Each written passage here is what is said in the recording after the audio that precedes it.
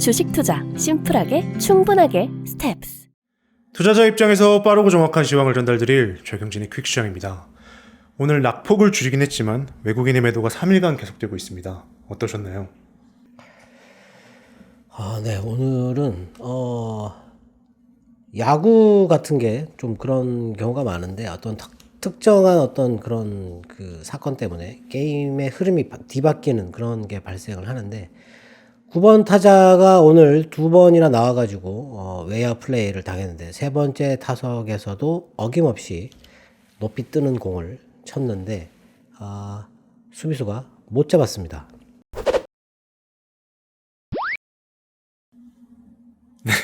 오늘도 바로 질문 드리겠습니다. 아침에 우리 시장의 급락은 매우 무서웠습니다. 저가 매수에 의한 일시적인 반등일까요? 저가 매수일 수도 있을 것 같은데요. 일단 어제 2시부터 나왔던 그 반대 매매가 규모가 엄청 컸다고 그렇게 얘기를 했었는데 어제도 종가 기준으로 해서 담보 비율 밑으로 이렇게 된 개인들이 많아가지고 오늘 아침에 그 매도가 어마어마하게 나왔어요. 시작하자마자 개인들 쪽에서 나온 매도가 거의 한 1,000억에 가까운 한꺼번에 쏟아졌거든요.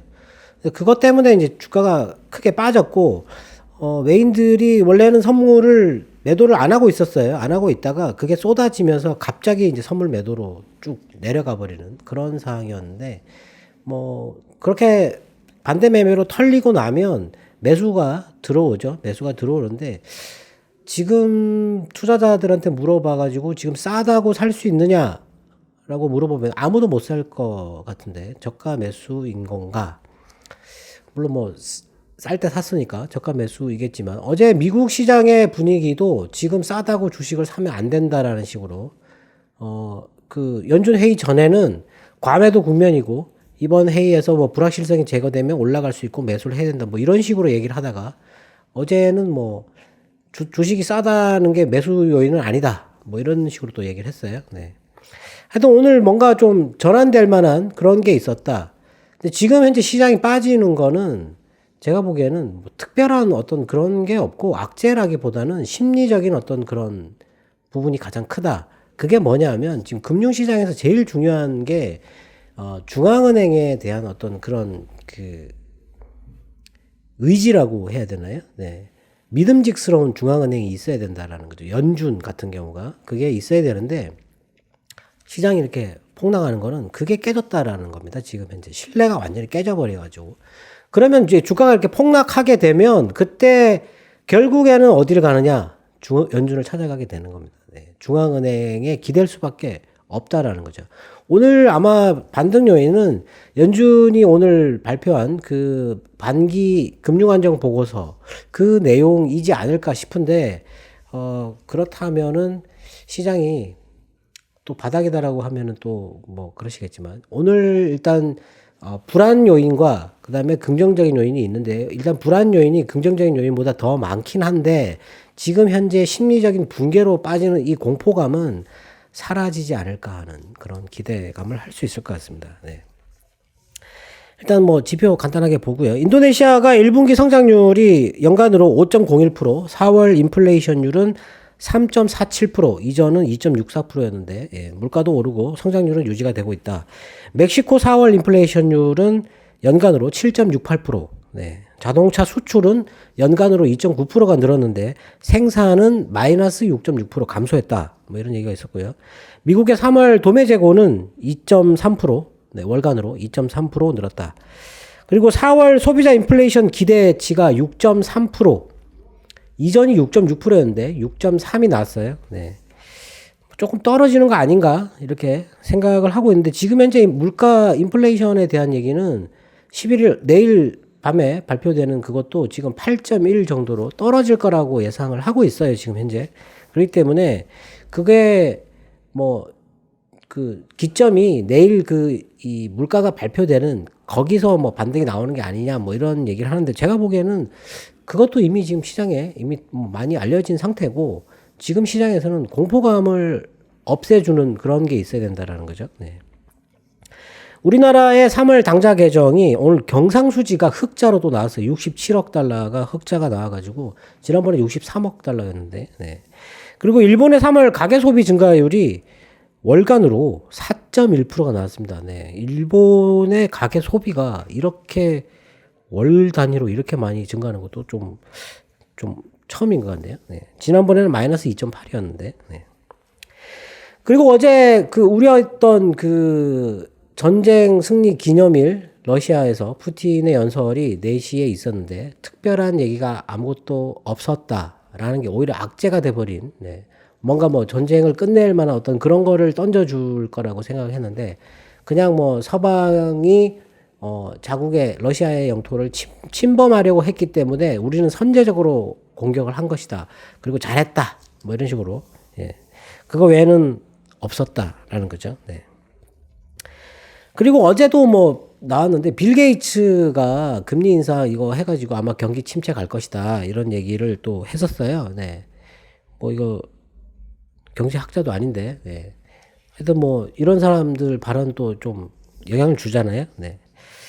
그리고 연준 그 위원들 중에 2명이 어제 나와가지고 얘기를 했는데 일단 카시카리 그 연준 총재가 지금 현재 연준 정책은 수요 측면에서는 효과적인데 공급 측면에서는 효과가 있을지 불투명하다, 모른다.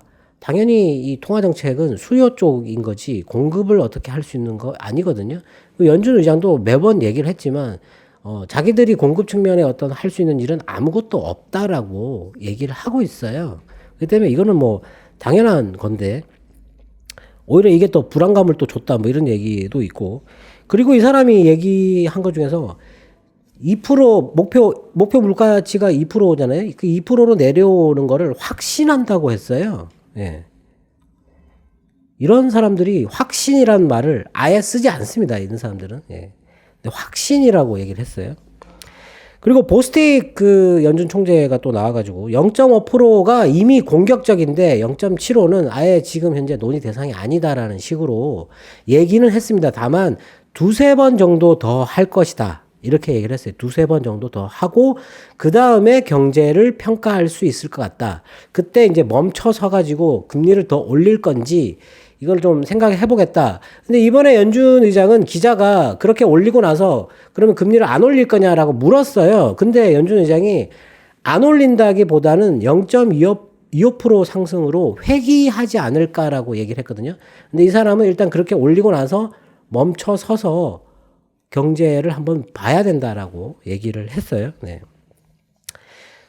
아마 이런 것도 사실 지금 물가가 정점을 찍고 내려간다는데 가파르게 금리를 올려가지고 계속 이렇게 무한정 올릴 수는 없는 거잖아요. 그리고 지금 이 사람들의 하는 얘기는 이 인플레이션이 가장 취약한 계층에 가장 큰 충격을 주는데 그 사람들의 충격을 최대한 줄이기 위해서는 경제를 거의 침체 수준까지 끌어내려야 된다라고 계속 주장을 하는 거거든요. 그러니까 당연히 경제 침체를 우려하는 거고 그게 뭐 딱 맞춰가지고 경제 침체 바로 직전에서 멈출 수 있는 게 아니잖아요. 순간적으로 들어갈 수는 있는 거죠, 지금. 근데 그걸 가지고 지금 이렇게 주가가 빠진다라고 생각하기에는 조금 너무 과도한 면이 있다. 근데 어제 전문가들은 거의 대부분 다 주식을 지금 현재 사면 안 된다. 더 빠질 것이다. 뭐 13% 더 빠진다라고 뭐 90세에 되시는 그 전문가도 얘기를 했는데 한 군데에서 좋게 얘기를 한 게 JP 모간에서 좋게 얘기를 했어요. 네. 경기 후퇴가 임박한 게 아니다라고 얘기를 했습니다. 지금 현재. 그리고 그냥 이번 하락은 기술적인 그냥 흐름이거나 아니면 공포 그리고 유동성 감소 때문에 나타난 것이다 라고 얘기를 했어요. 유동성 감소. 이게 중요한 부분인데 이번에 금융안정 보고서에도 이 유동성 감소에 대한 얘기가 있습니다. 예. 시장에 돌아다니는 돈이 줄어들고 있다라는 겁니다. 이게 작년 연말부터 줄어들었다라고 했는데 요거 조금 이따가 말씀을 드리면 금융 안정 보고서에서 지금 현재 위험이 뭐냐면 높은 인플레이션과 그리고 주식 원자재 시장에 너무 큰 변동성 예. 그리고 지금 우크라이나 전쟁 이렇게 세 가지를 얘기를 했는데 이 높은 인플레이션 때문에 금리를 급격하게 올렸을 경우 올렸을 경우에 이 경제 활동에 위험 요인이 된다라는 거죠. 그래서 이 경제 활동이 감소를 할 경우에 소비자 금융이 타격을 받을 것이고, 그리고 기업 금융 연체율이 상승할 것이다. 그리고 뭐 파산이 증가할 것이다. 이런 얘기를 했어요. 그래가지고 지금 그 과거보다 금융 시스템 압박이 심각하지는 않은데 갑작스럽게 이게 급변할 수 있는 그런 위험은 크다라고 얘기를 했거든요. 예. 아직은 아니다라고 했죠. 재무장관도 어제 그런 얘기를 했습니다. 지금 현재 금융 시스템이 질서 있게 정상적으로 작동하고 있다라고 얘기를 했어요. 지금까지는 괜찮다. 다만 지금 일부 상품의 가격이 너무 높아지고 있다라는 게 우려할 만한 부분이다. 일부 상품의 그 가격이 높아지고 있다. 이걸 뭐 주식이라고 또 얘기를 하는 사람이 있는데, 주식이 아니잖아요, 지금은. 예. 지금은 에너지 가격하고, 그리고 그 식량 가격이잖아요. 예. 식량 가격. 그리고 집값이지 않습니까, 지금. 이 세 개가 지금 계속 높아지고 있는 거잖아요. 이거를 아마 얘기한 게 아닌가 싶은데, 주식이 높다라는 식으로 또 얘기를 하는, 자산 가격이 또 높다고, 그렇게 해석하는 사람도 있었어요. 네. 그리고 지금 이게 이 금융 안정 보고서에서는 인플레이션이 이미 전쟁 전부터 끈질기게 나타났다. 그리고 심각하게 나타났다. 이런 얘기를 했어요. 그러니까 전쟁 전부터 11월 정도라고 지금 얘기를 하고 있는데, 그때가 그 연준 의장이 말을 바꿨던 때죠. 11월 달. 네. 그리고 그때까지는 계속 고용을 얘기하면서 돈을 더 풀어야 된다. 이런 식으로 얘기를 하다가 11월 달에 갑자기 말을 바꿨어요. 네. 하여튼 지금 여기서 얘기하는 거는 반기잖아요. 6개월을 얘기하는 거거든요. 그게 11월이죠. 11월 말. 네. 그리고 이 지금 금융시장의 큰 변동성하고, 그리고 이 시장 유동성 압박, 여기서 이제 유동성 압박이 나오는데, 유동성 압박이 지난해 말부터 지속됐다라고 얘기를 했어요. 근데 특히 이 유동성 이 압박이 어디에서 심각해졌냐면, 발행하고 있는 국채, 그리고 선물 거래에서 부족 현상이 두드러지게 나타났다라는 거죠. 가만히 생각해보면 연준이 여태까지 이제 그 국채를 사뒀잖아요. 예. 지금 그 미국 정부가 막 무한 채권을 발행을 해가지고 계속 돈을 막 어마어마한 수조 달러를 발행해가지고 막 써야 되고 막 한데, 국채 수요에 필요한 그 유동성이 떨어지기 시작했다라는 거죠. 예. 그럼 이걸 높여야 되잖아요. 이 연준의 의도는 여기에 있었다라고 보여지는데, 그렇다고 하면 어떤 위험을 촉발할 만한 어떤 그런 거를 만들지 않을까 하는 그런 생각을 했었는데, 지금은 이제 그렇게 되고 나서 이제 좀 안정적으로 가려고 하는, 왜 지난번 연준 의장의 발언은 너무 친절했기 때문에 이제는 조금 다독여서 끌고 가려고 하는 그런 분위기가 아닌가, 이렇게 네, 생각이 듭니다. 일단 하여튼 지금 오늘 시장의 하락은 이 재무장관의 발언과 이 금융안정 보고서 요거에서 반등이 나온 것 같다, 이렇게 보여지고요. 그리고 러시아 재무부가 올해 그 러시아 GDP의 성장률이 마이너스 12% 정도 될 거다, 이렇게 전망을 했고, 그리고 영국이 유럽을 탈퇴하면서 유럽과 맺었던 북아일랜드 협약이 있어요. 북아일랜드가 유로에 남게끔 그렇게 합의를 했었는데, 요거 지금 폐기하려고 일방적으로 법안을 만들었다고 얘기를 했습니다. 뭐 이거는 뭐 큰 문제는 아니고 뭐 자기들끼리 문제죠. 네.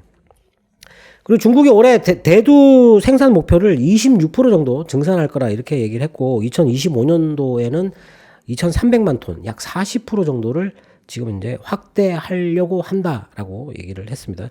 대두가 거의 미국에서 수입하는 상품이죠. 네. 그리고 유럽이, 우크라이나가 지금 이제 유럽연합에 가입하려고 신청서 낸 거, 그거를 다음 달에 논의를 해서 결정을 하려고 한다. 예, 이렇게 얘기를 했어요. 네.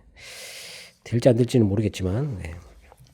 그리고 또 한 가지 또 중요한 얘기는, 푸틴이 지금 현재 전쟁에서 빠져나와야 되는데 그 출구를 찾지 못하고 있다. 그게 우려스럽다라고 얘기를 했어요. 그걸 찾아줘야 된다라는 거죠. 그게 뭐냐면 전쟁을 그만둘 명분을 줘야 된다라는 거죠. 예. 돈을 들이고 뭐 엄청난 사람도 죽고 이렇게 했잖아요. 거기서 자기들이 이겼다라고 해서 이제 전쟁 그만 평화 협상을 하자라고 할 수 있는 그런 어떤 거를 줘야 된다라는 거죠. 근데 지금 안 주고 있잖아요. 계속 무기만 대주기만 하고 자극하고 제재만 했는데 이제 그 해결책을 모색해야 될 것 같다라는 식으로 얘기를 했어요. 네. 이런 거 보면 참 이게 지금 인플레이션하고 이런 거 지금 안 좋잖아요. 물가 이렇게 뜨고 이 전쟁 때문에 지금 전쟁이 미치는 영향이 너무 크다라는 거죠. 이제 미국이 전쟁을 좀 끝내볼까 뭐 이런 식으로 얘기를 하는 건데 참 씁쓸한 내용입니다. 그리고 유럽이 그 6차 제재안을 지금 논의하고 있는데 반발이 워낙 세가지고 지금 현재 협상 합의가 안 되고 있다. 이런 얘기를 했는데 특히 그 유럽 소속 해운사들이 러시아산 원유를 선적하고 운송하는 거 요거 금지하기로 했다가 철회했습니다. 이 해운사들이 반발이 너무 심해가지고 대신에 선박 보험을 가입하는 거를 금지하는 거 요거는 유지하기로 하고 그리고 뭐 헝가리하고 뭐 몇 개 나라들 그 석유하고 가스 쓰는 거 요거 이제 금수 조치 논의했는데 합의에 이르지 못했다.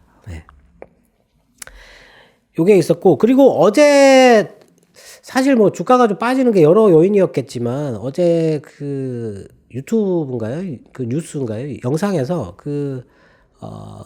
애플의 공장 상하이에 있는 퀀타라고 하는 그 공장에서 근로자들이 공장이 봉쇄된다고 해서 이 봉쇄 인력들이 공장을 둘러싸고 있는데 거기서 탈출하는 장면들이 있었어요.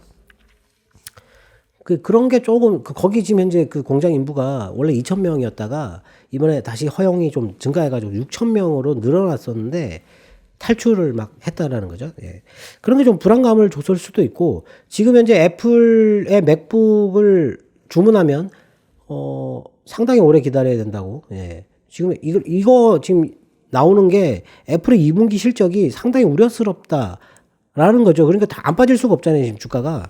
그리고 오늘 그 테슬라도 공장 가동을 다시 중단했어요. 재료가 없어가지고.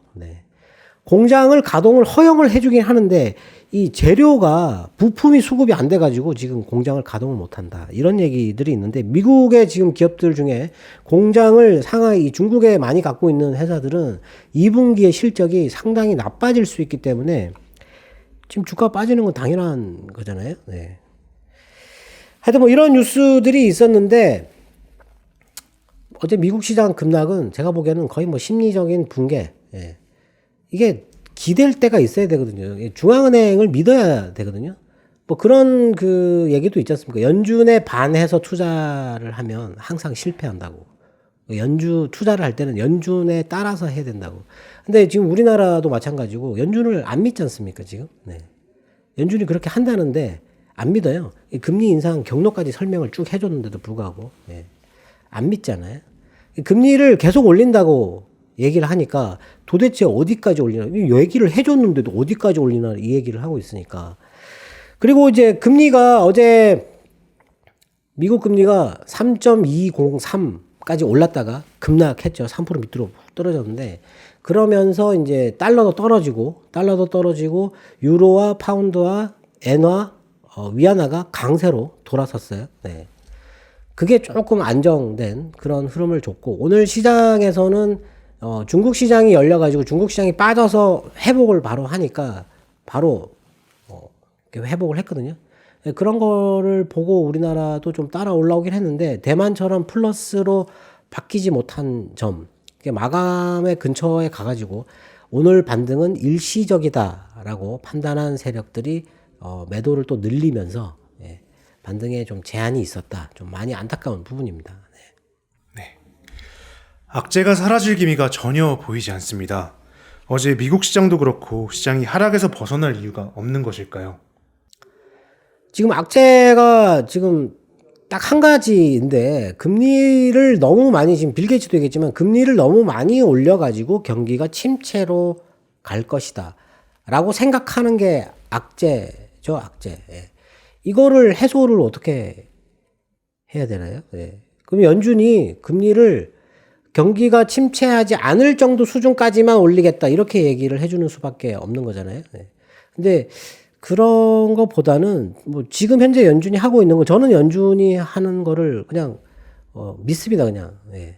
한 뭐 0.5%씩 이렇게 올려가지고 그 다음에 뭐 경제 흐름이나 인플레이션 내려오는 거 이런 거 확인하고 나서 뭐 이렇게 움직인다라는 게 그게 맞다고 생각을 하고 그리고 이번에는 제가 한 1% 이렇게 올려야 된다고 1% 올려가지고 확 끌어내리는 게 제일 중요하다라고 생각을 했었는데 지금 현재 연준이 그렇게 안 했는데도 불구하고 주가가 알아서 그냥 완전히 빠져줬잖아요. 빠졌다 해가지고 주식을 사지는 않지만 지금 금리가 3.2% 이게 금리는 높은 건데 이게 채권 가격이 저점이라는 거잖아요. 그러니까 주식도 저점, 채권도 저점. 이럴 때 뭘 먼저 살 거냐? 채권을 먼저 사죠. 지금 현재 투자에 부담하는 위험이 완전히 다른데 지금 기대할 수 있는 단기 수익률이 비슷하다면 당연히 채권을 먼저 하겠죠. 그래서 국채를 먼저 사는 거잖아요. 사고 나서 이제 채권 주식에도 돈이 들어갈 거라고 생각을 하는데 지금 현재 불안하게 보이는 지표가 어제도 미국의 부동산 지수 신탁이 4% 넘게 폭락했어요. 엄청나게 많이 빠졌습니다. 지금 현재 이게 많이 빠지면 주가가 안 빠진 적이 거의 없거든요. 지난번에 빠졌을 때 이거 좀 우려된다라고 생각을 했는데 오늘 또 어젯밤에 또 빠졌거든요. 네. 그게 좀 불안한 거고 그리고 테드 스프레드가 지금 0.5를 계속 넘어 있어요. 지금 현재 이게 안 내려오고 있는데 이거 0.5 넘어 있으면 사실 투자를 거의 못 합니다. 지금 이게 내려와 줘야 되거든요. 네. 내려와야 되는데 지금 이게 0.5를 넘는다는 얘기는 시장의 유동성이 부족하다는 고갈되고 경색된다라는 그런 신호로 해석이 되는데 금융안정보고서나 이런 데서 얘기를 하잖아요. JP 모간도 얘기를 하고 유동성이 지금 현재 시장에서 많이 줄어 있다라는 겁니다. 지금 그걸 다시 이렇게 좀 많이 늘려줘야 되는데 지금 현재로서는 연준이 하는 걸 봐가지고는 당장 늘리기가 어렵지 않을까. 뭔가 안정감을 줄 수 있는 뭔가가 있어야 된다. 그런 거고 그 다음에 또 조금 불안하게 생각할 수 있는 거보다 좀 안정적으로 생각할 수 있는 거 그거는 딱 한 가지인데 달러가 높이 있다라는 거죠. 달러가 너무 높다. 이게 언젠가는 떨어진다는 이게 안 떨어지면 지금 미국계 기업들 뭐 오늘 뭐 애플이나 화이자 이런 것들이 달러 강세에 대해서 지금 현재 위협을 받고 있다. 좀 안 좋게 생각하고 있다. 이렇게 얘기가 나왔어요. 뉴스가. 이게 달러가 떨어져야 되거든요. 달러가 떨어져야 유동성이 이렇게 나오는 건데 지금 돈이 달러로 다 바뀌어가지고 지금 그 준비금 이자율도 지금 0.9%예요. 그쪽으로 돈 다 들어가는 거거든요. 지금. 그러니까 지금 시장에 돈이 부족할 수밖에 없는 거거든요. 지금 그런 상황이 완화가 돼야 되는데 연준을 믿지 않으면 완화되지 않는다. 근데 시장이 많이 빠지면 기댈 곳은 연준밖에 없다. 오늘은 제가 보기에는 조금 바닥에 근접한 게 아닌가. 저는 바닥이다라고 생각합니다. 바닥이다라고 생각하는데 뭐 계속 사라고 얘기했던 사람들이 오늘은 보니까 사지 마라고 얘기하는 사람이 더 많은 것 같습니다. 오늘도 투자자분들의 궁금증이 해소되었길 바라겠습니다. 바닥을 명확하게 이렇게 집어내기가 좀 어렵긴 한데 이번 바닥은 사실 찾기가 좀 어렵다고 개인적으로도 생각을 하고 있었는데요. 뭔가 좀 이 과매도 국면 이런 거 말고 기술적으로 공포감이 사라질 만한 그런 지점에 와 있지 않나 하는 생각입니다. 지금까지 최경진의 퀵시황이었습니다. 감사합니다.